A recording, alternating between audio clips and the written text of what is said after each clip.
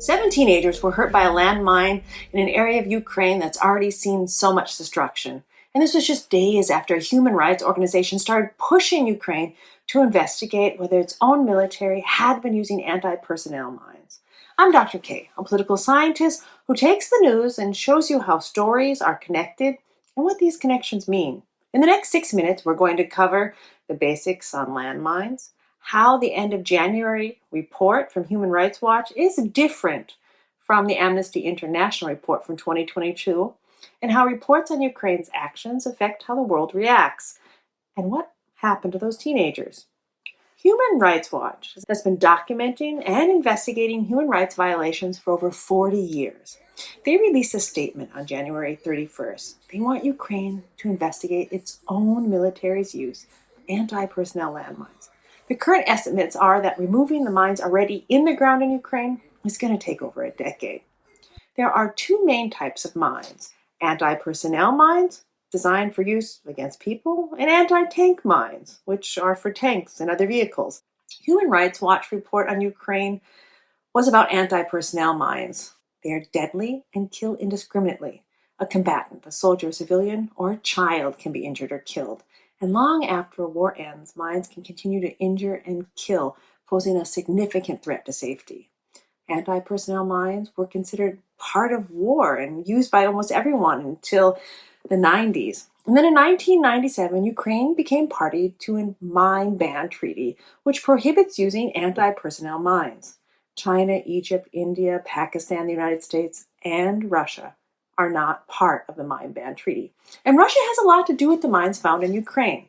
And not only because they invaded Ukraine in February 2022, and the mines were found in an area occupied by Russia for several months. From the 1950s up until the 1970s, the Soviet Union, they set about developing anti-personnel mines that were small and could be deployed from aircraft. They created the PFM-1. This mine is small and made of plastic and was easily mass-produced in Soviet factories and could be deployed in near limitless numbers. They're called butterfly mines and were widely used during the decade-long Soviet-Afghan conflict from 1979 to 1989. These mines have other names too, like toe popper and the Soviet toy of death, because of their shape, color, and plastic wings, make them look harmless and have made many children think that they were plastic toys.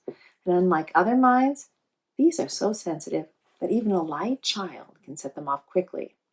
Research from 2019 estimates that over 10 million of these mines are still active in Afghanistan, and they were part of the motivation for the creation of the Mine Ban Treaty. And a version of the PFM-1 mines is what's been found in Izum, Ukraine, and other places in Ukraine. The Russian military seized Izum and their surrounding area around April 1st and controlled the area until early September 2022, when Ukrainian forces pushed them out.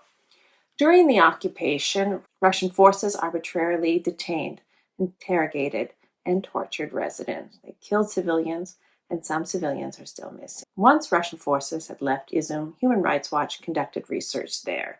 Human Rights Watch documented PFM mine use in 9 different areas in and around Izum and verified 11 civilian casualties from these mines.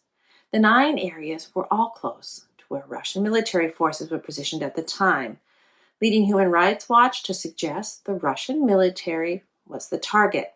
In their report, Human Rights Watch points out that Russian forces have used anti-personnel mines in multiple areas across Ukraine, including victim-activated booby traps. However, it seems there's a possibility that Ukrainian forces have also been using anti-personnel mines.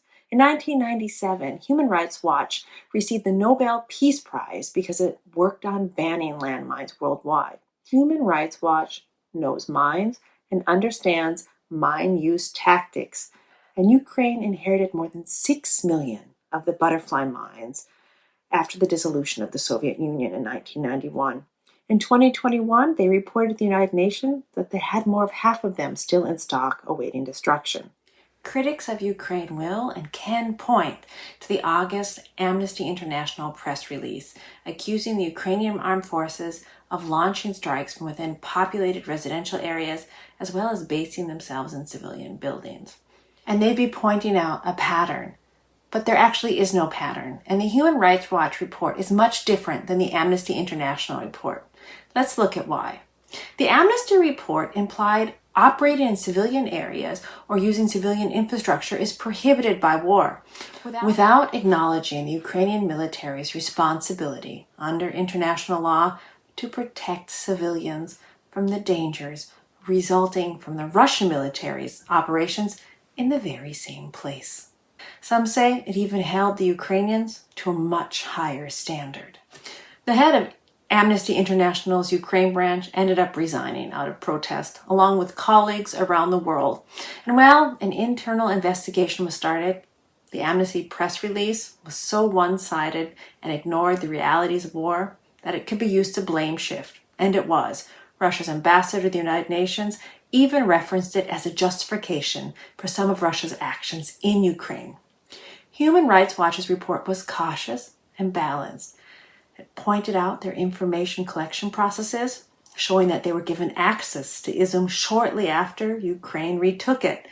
And Human Rights Watch report mentions Russia and Russian forces over 70 times, unlike the Amnesty report.